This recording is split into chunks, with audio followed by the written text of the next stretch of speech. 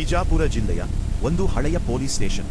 ಹಗಲು ಸಮಯದಲ್ಲಿ ಸಾಮಾನ್ಯ, ಆದರೆ ರಾತ್ರಿ ಆಗುತ್ತಿದ್ದಂತೆ ಭಯಾನಕವಾಗುತ್ತದೆ.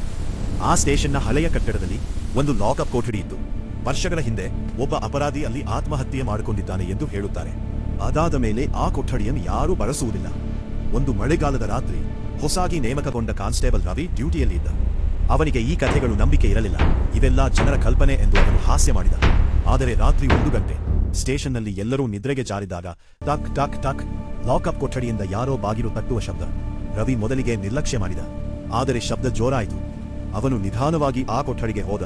ಬಾಗಿಲು ಲಾಕ್ ಆಗಿತ್ತು, ಆದರೆ ಒಳಗಿಂದ ಮತ್ತೆ ಬಿಡಿ ಬಿಡಿ ಎಂಬ ನಿಧಾನವಾದ ಧ್ವನಿ. ರವಿ ಗಾಬರಿಗೊಂಡ. ಅವನು ಲಾಕ್ ತೆರೆಯಲು ಮುಂದುದಾಗ ಅಚಾನಕ್ ಬಾಗಿಲು ಸ್ವತಃ ತೆರೆದಿತ್ತು. ಒಳಗೆ ಒಬ್ಬ ಮನುಷ್ಯ ಕತ್ತಲೆ ಮೂಲೆಯಲ್ಲಿ ಕುಳಿತಿದ್ದ. ತಲೆಯನ್ನು ನಿಧಾನವಾಗಿ ಎತ್ತಿದ. ಅವನ ಕಣ್ಣುಗಳು ಖಾಲಿ, ಮುಖದಲ್ಲಿ ರಕ್ತದ ಗುರುತು. ನನ್ನನ್ನು ಯಾಕೆ ಇಲ್ಲಿ ಹಾಕಿದ್ರಿ ಎಂದು ಅವನು ಕೇಳಿದ. ರವಿ ಹೆದರಿಕೊಂಡು ಹಿಂದಕ್ಕೆ ಸರಿದ. ಲೈಟ್ ಫ್ಲಿಕ್ಕರ್ ಆಯಿತು. ಒಂದು ಕ್ಷಣ ಆ ವ್ಯಕ್ತಿ ಕಾಣೆಯಾಯಿತು. ಆದರೆ ರವಿಯ ಹತ್ತಿರ ನೀನು ನನ್ನ ಜಾಗದಲ್ಲಿ ಎಂಬ ಶಬ್ದ. ಬೆಳಗ್ಗೆ ಇತರ ಪೊಲೀಸ್ಗಳು ಸ್ಟೇಷನ್ಗೆ ಬಂದಾಗ ಲಾಕಪ್ ಒಳಗೆ ರವಿ ಅಜ್ಞಾನವಾಗಿ ಬಿದ್ದಿದ್ದೆ. ಆದರೆ ಗೋಡೆಯ ಮೇಲೆ ರಕ್ತದಿಂದ ಬರೆಯಲಾಗಿತ್ತು, ಇನ್ನೊಬ್ಬನು ಬಂದಿದ್ದಾನೆ.